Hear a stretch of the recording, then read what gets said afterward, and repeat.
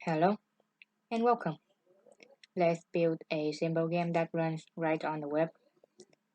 Take a look at what we're gonna build. This game is called Longcat. It's from an app called Fancake, which is an awesome app if you ask me. It's a fairly simple 2D game. As you see, at the beginning of a level, we have all these empty positions and the head of the creature.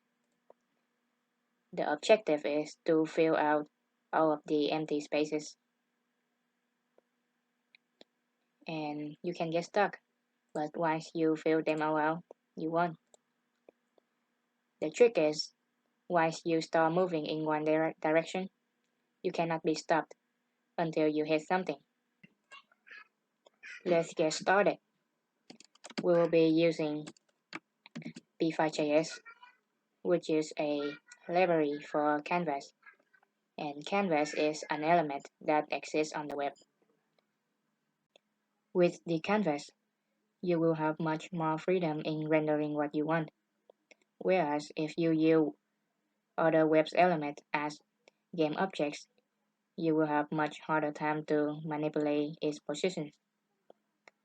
So here's the p5.js online editor. Okay, what do we have here? We have the text editor window, the console window, and the preview window. So when we hit run, we see a canvas pops up. So create canvas will create a canvas with the given width and height. Let's change that.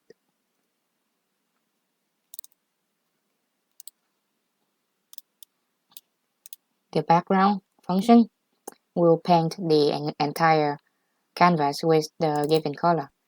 So let's try a new color. So what's going on here? We see two defined functions, the setup and draw functions, but we are not calling it like this. So what is calling it? Well, when we hit run, the program will invoke the setup function exactly once, and then it will keep calling the draw functions indefinitely every frame.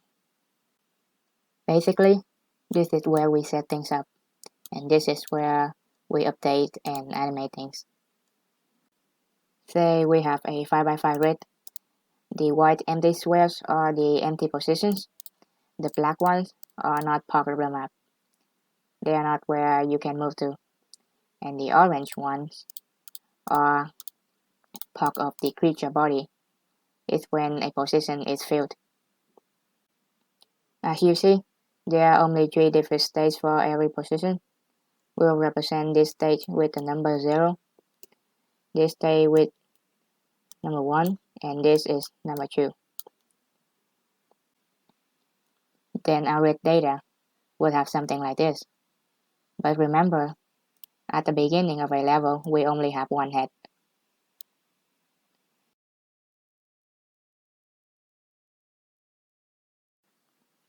However, this is just a one-dimension array, and we would like to have a matrix to render it easier.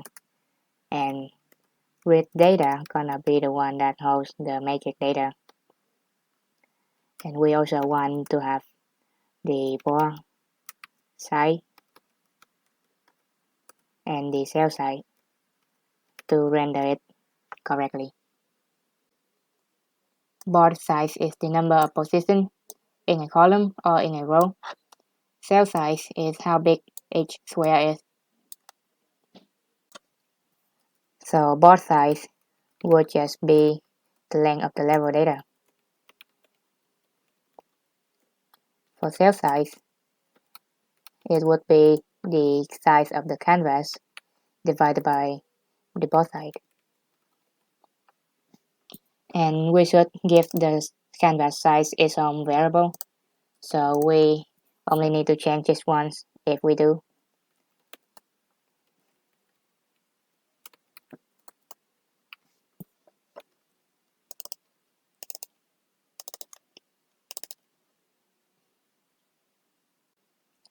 Now we can set up with data.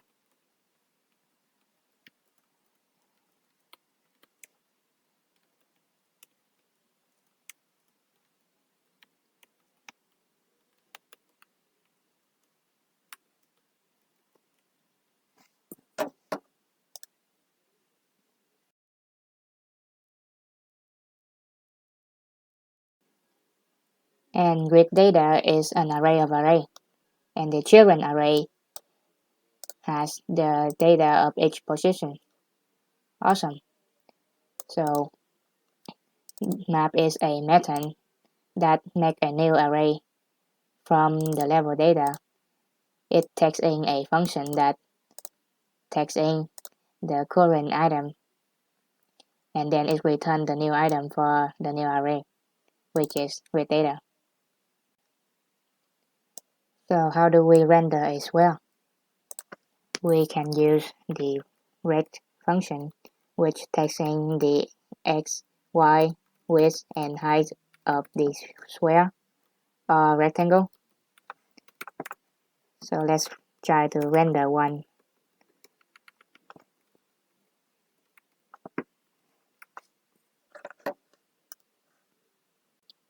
Cool, so we have a square, but how do we render the entire grid? We can use a nested for loop.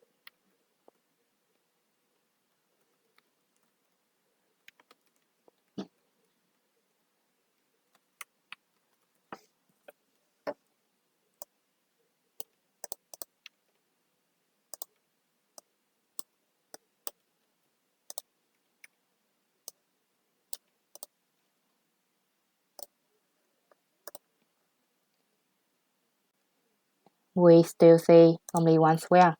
It's because all of the squares are rendered in the same place. Let's set up their correct position.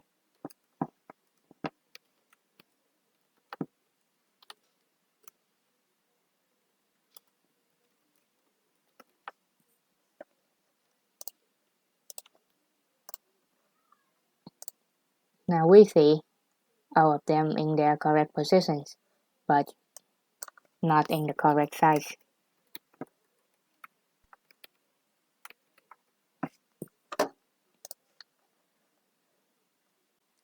Nice! We have a grid. It actually works with any number of both sides. Let's try 10. Okay, let's give each square their correct color.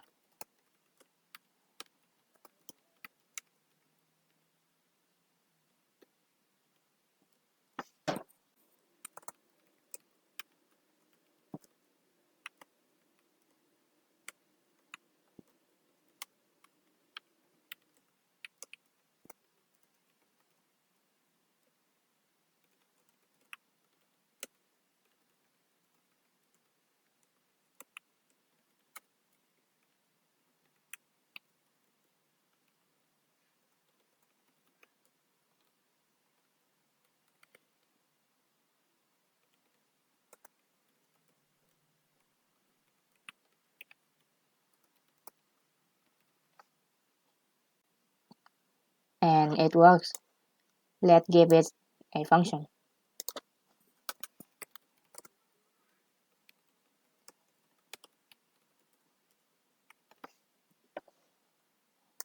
This part though is unnecessary.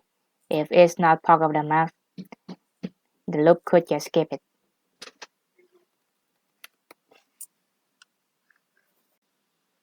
Let's try different level data.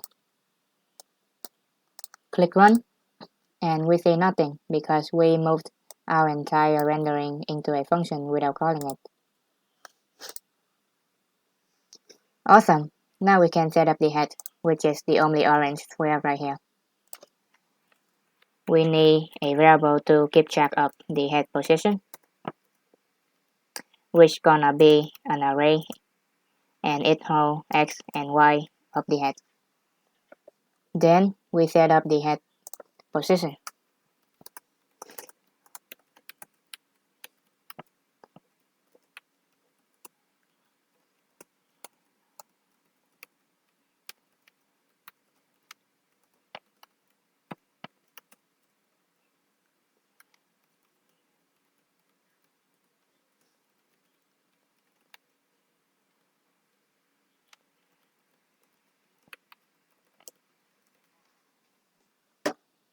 The method's index of finds this value inside this array. If it doesn't find any, it would return -1. So if it's found the head,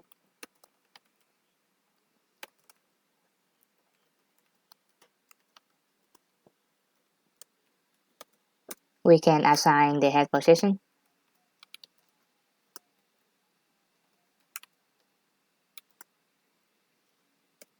And because that we already found it, we can stop the loop with break. Now that we have the head position, we can render the head. And I would like to use an image for that. You can use any square image, but if you want to use the same one, check out the description. Now we can load up the image, and we do that through an image element. So head image will be the variable that hosts the element.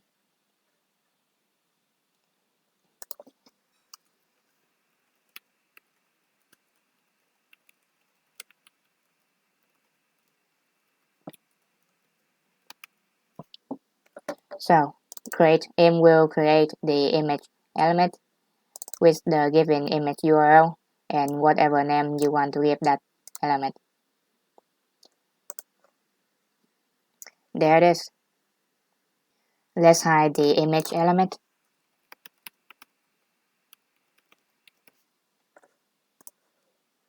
It's gone. Now that we have it, we can render the image onto the canvas, just like you render a square.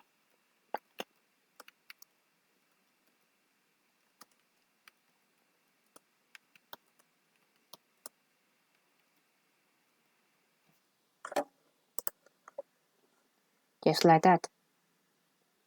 Now let's give it its proper position and size.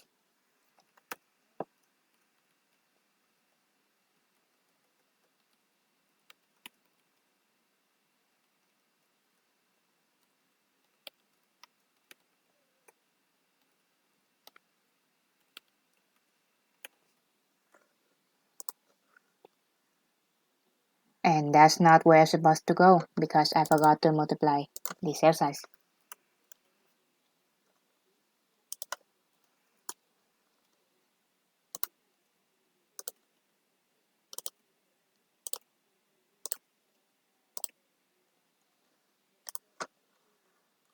Let's go. Let's give the head rendering its own function.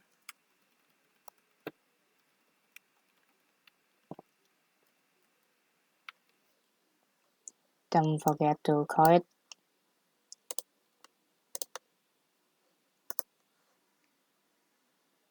Okay, the next step is to make the buttons.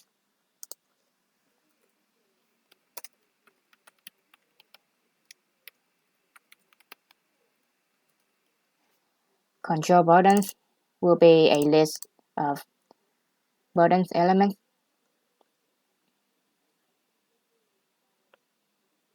So, how do you create a button? Let's create a test button.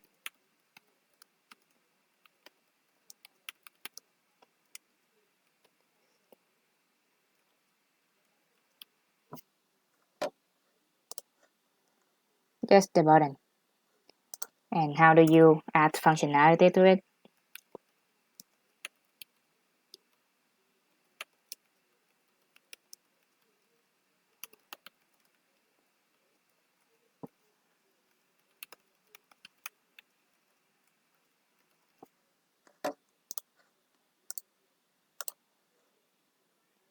Cool, it works. We will have to create 4 buttons, which are left, right, up, and down. Oh, and we need to make the velocities because the program not gonna know what left or right means.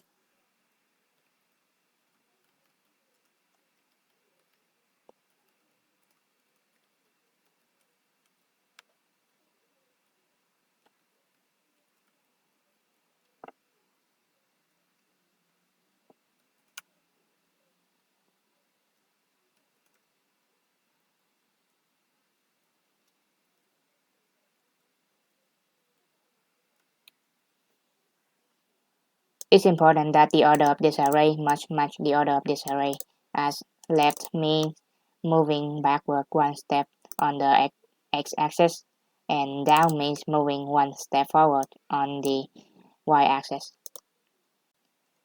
Now we need to make a button for each of the items. We can use for each. We're actually gonna use a helper function called makeControl.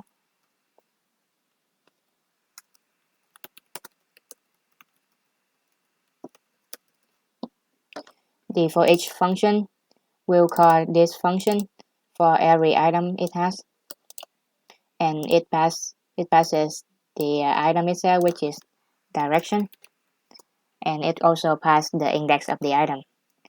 Let's test it.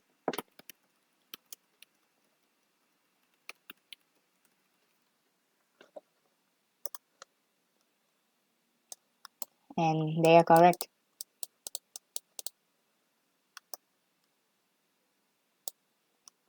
Now we can actually create the button.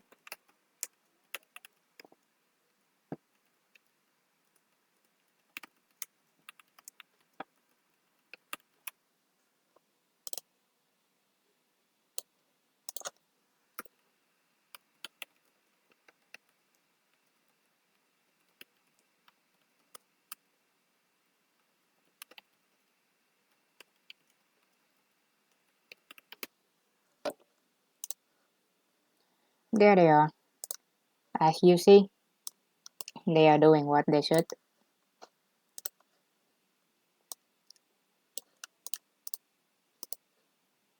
Let's make the buttons look better.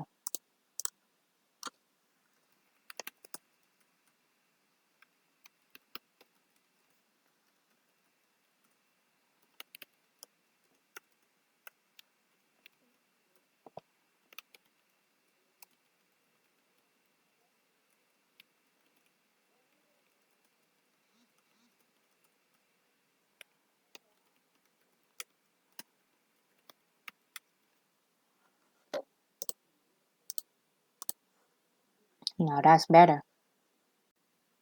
Now that we have the input set up, we can make the creature start moving with the corresponding velocity.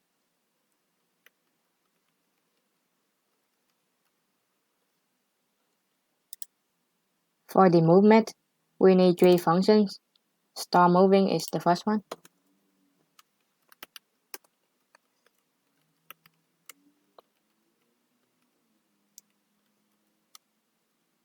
The second one is updateMoving. And the last one is stopMoving.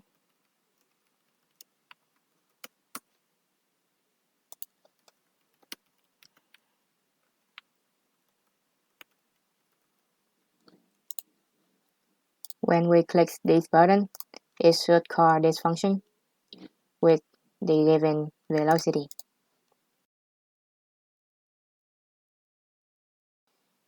Basically, if you add the original position and the new vector, you're gonna get the final position. Now we can get the next position.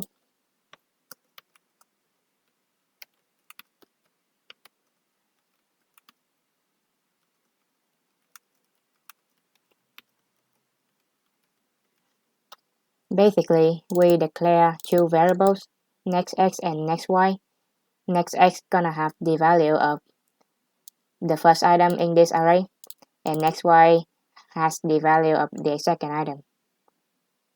Now we gotta make sure that the next position is within the grid. So if you are at this position and you wanna move up, your next position is out of the grid.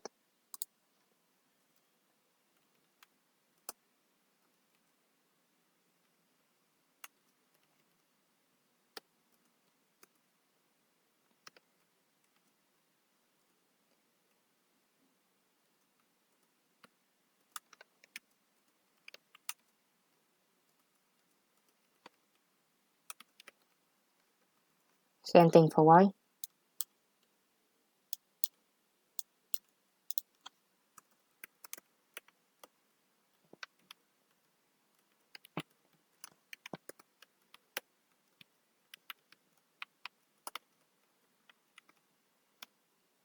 So this function will not go any further if the next position is not within the grid. Now we need to check if the next position is an empty position, aka the white square, which is represented as number 1.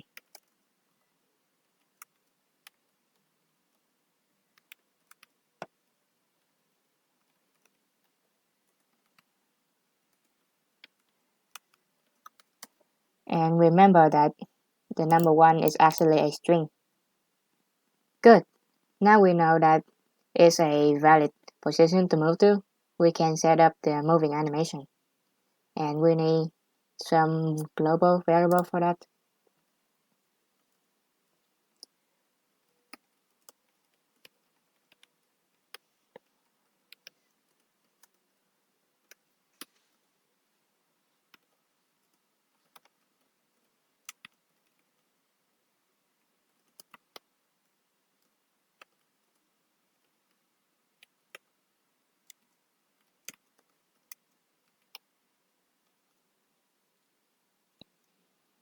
Animation duration is the number of frames it takes to complete the animation, so if the number is higher, it will take longer. Animate timer keeps track of the animation progress, and I make the velocity global so other places can access it. Now to set up the animation, we're gonna assign the global velocity to the velocity that we have, and we set the animate timer to be animation duration.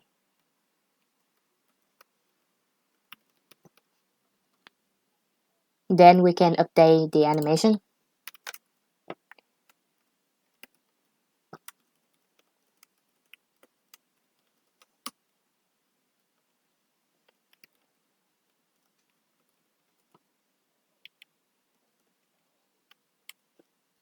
When the animation ends, we call stopMoving.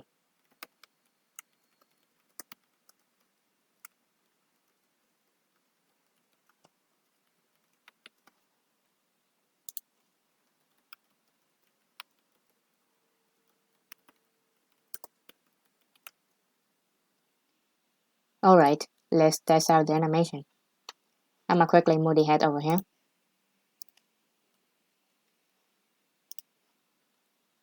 Now let's make it renders a ring square instead of the head image when it's supposed to be moving.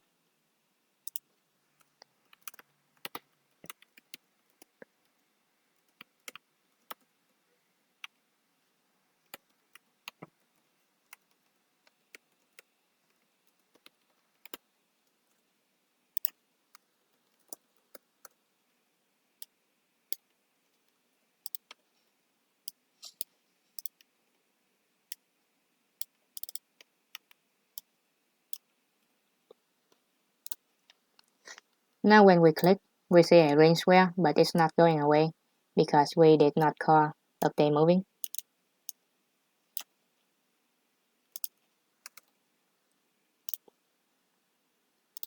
Now it goes away and it's a animation ended. Note that if I click left, nothing happened because it couldn't move this way. Now we can move the head onto that new position and fill it out instead of just saying animation ended.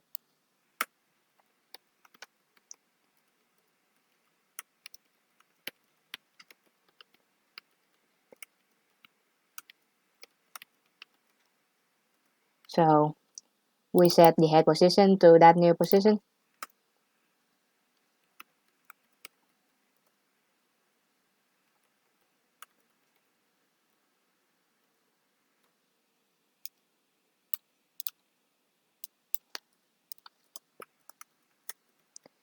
And then we fill out that new position.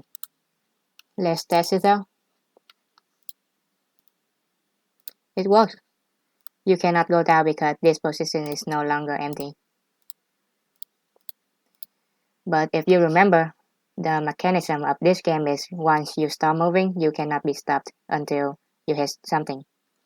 So how can we do that?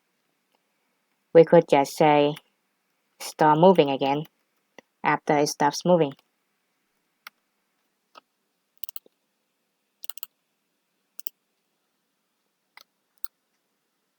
And now we have the desired mechanism.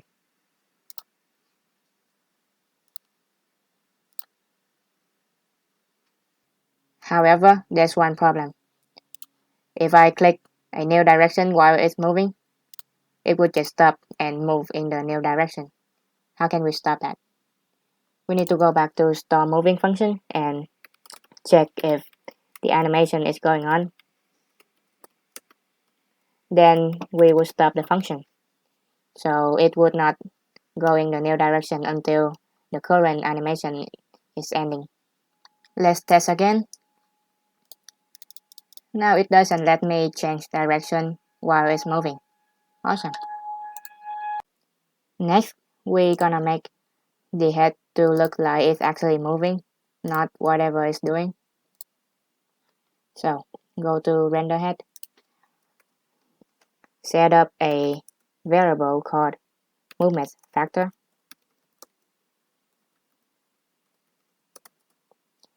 The formula is animation duration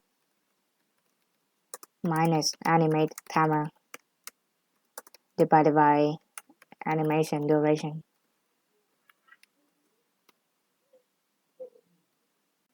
Now we can calculate the render velocity.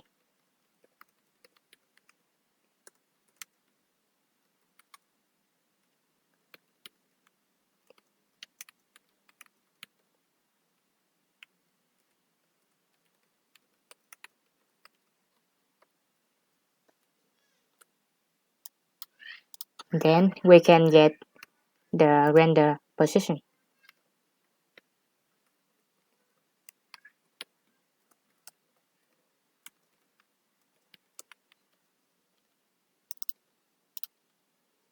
Now replace the head position with render position.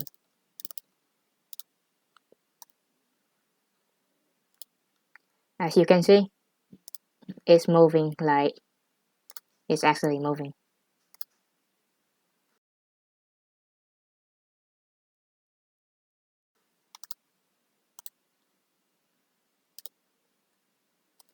Awesome. It's moving kinda slow actually. Let's speed it up.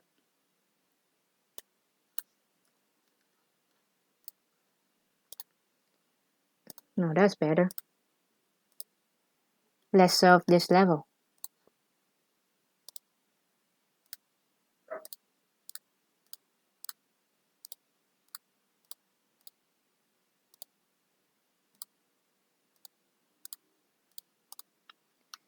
Cool. But the game doesn't actually know that the level is solved. How can we make a check for it?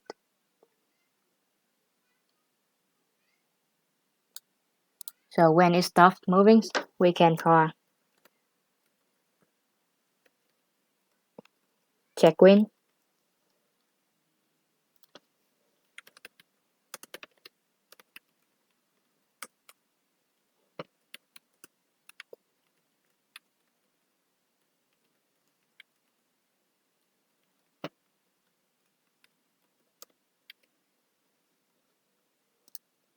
Okay, what does checkWin do? First of all, we have with data, which is a two-dimensional array. We have flat method, which makes this array into a one-dimensional array. So then we can use include method to check for any empty position. So if there's no more empty position, checkWin will return true.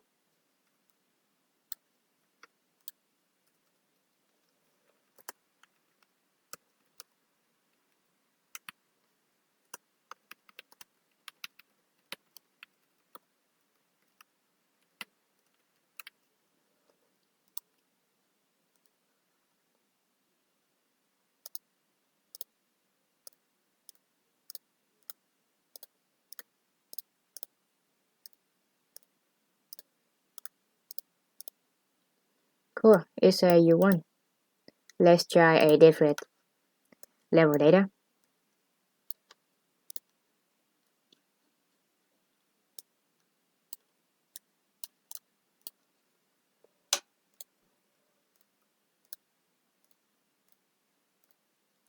Alright, it works. Alright, developers, that's pretty much it for this video.